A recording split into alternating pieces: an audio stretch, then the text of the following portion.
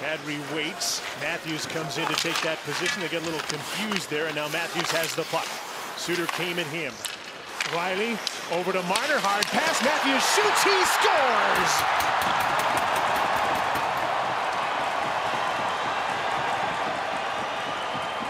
What a play this is. The hands of Matthews to knock this one out of midair. Controls the puck, and you know where the puck's going to go. Over to 16. The pass is a little high.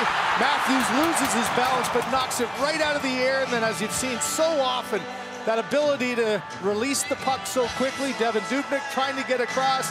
There's the quick control and up and under the bar. And just like his first game back, Jim, on the first power play, he makes a play and puts it in the back of the net.